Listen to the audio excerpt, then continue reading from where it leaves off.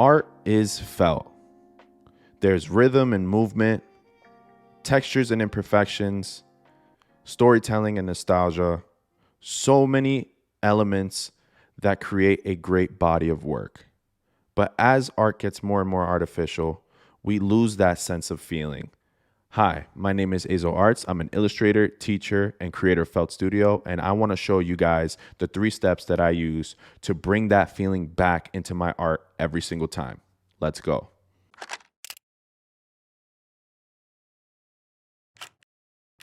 The first step is to step away from the screen. It's productive procrastination, right? You feel like you're doing stuff, but really nothing's getting done because you're so focused on all of the tools that you have at hand, which I like to call the library loop. These things involve us going through brushes, going through color packs, the zoom tool, and undo buttons, and all of these different tools that are at our disposal to make our art absolutely perfect. The digital art movement has absolutely made us way too clean, and sometimes we gotta be ready to be dirty.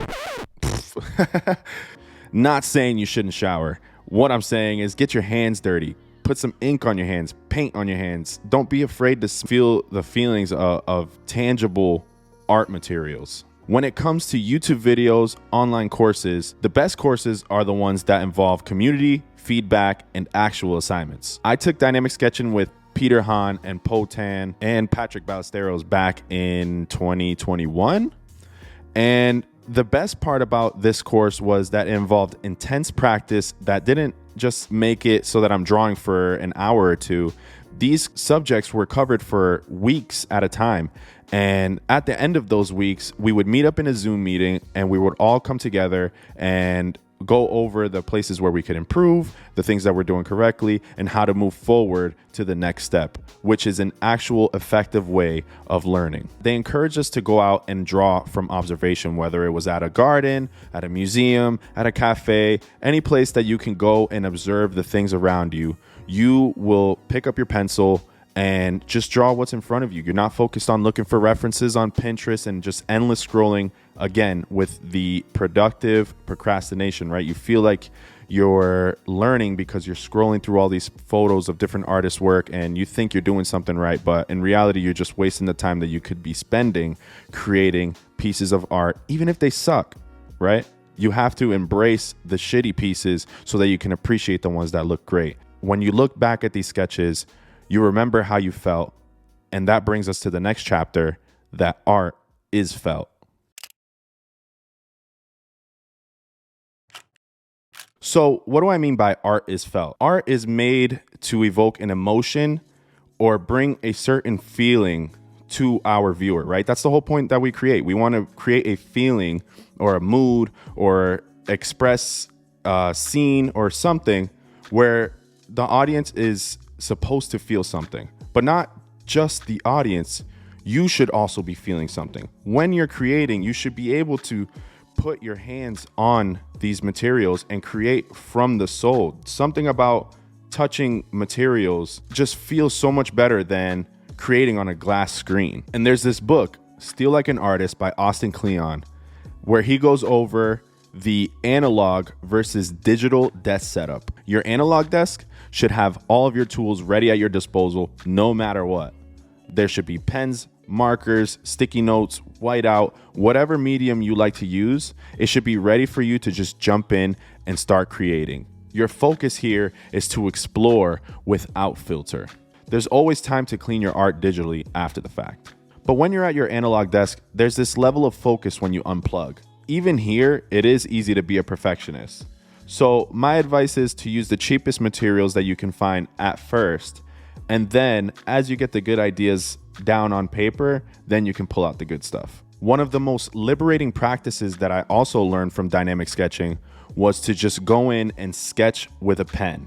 The pen doesn't allow you to erase, which creates a more immersive feeling when drawing, where you're in the zone, focused on the lines that you're putting down and the marks that you're putting down, rather than just trying to correct mistake after mistake with an eraser instead of just doing it over again. Whether the subject is from a book or your mind, or on a loose piece of copy paper or an expensive sketchbook, we are now free from the library loop that I was talking about earlier. It's just you and the time you spend drawing.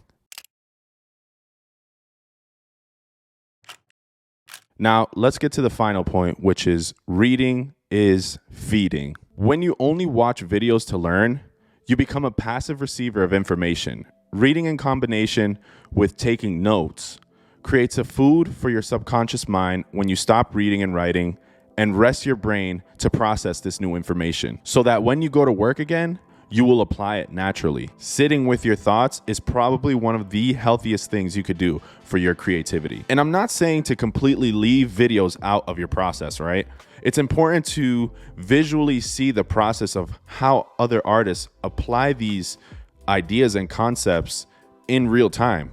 Like for instance, you read a book on gesture drawing, look at pro artists and how they use gesture drawing. How do they make those marks? And then you can apply it to your own art. Just don't let videos be your only source of information. There's so many art books on the market by so many amazing creatives that can just boost your inspiration, and look at how they use their subject matter, right? You're into sci-fi, look at your favorite sci-fi artists' art books. Look at the concept sketches, look at the process that they have, and read those interviews. They will tell you more information about the thing that you're trying to learn more than any video ever will. Because when you sit down with a book and take notes, you are feeding your mind. You are feeding that side of your creative subconscious where the next time you do sit down to create, you will remember the things that you read. You will remember the things that you wrote down, and naturally you will apply it to your own art. Reading doesn't have to be a chore, right? I use my reading time during work. When I go to work, my 9 to 5, on my breaks, I pull out my notebook, I pull out a book, and I just start reading and I start taking notes. But just a disclaimer, people are gonna look at you crazy. They're gonna look at you like you're an alien. I've had people literally ask me, what are you doing reading a book right now? And it's so mind-blowing to me that the concept of pulling a book out and reading is so foreign to this new generation, right? And I found myself spending hours a day on my phone rather than absorbing this new information that's literally taking me to new heights, new levels of creative thinking, and just a clearer thought process altogether. I'm cool with being the crazy artist, right? I'm cool with being looked at crazy for reading a book. It doesn't bother me. Just take some time away from the screen and put that energy into something that you know will help you push you towards your goals.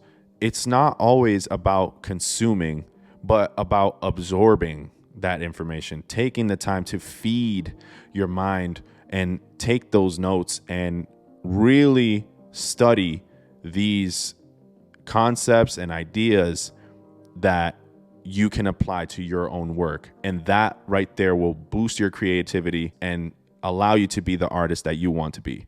All right, so that's going to wrap it up for this one. I appreciate it if you've made it this far. This is my first time making a video like this, so if you have any comments, I would really love to hear them. Thank you guys so much for watching. My name is Azo Arts, and I will catch you guys in the next one. Peace.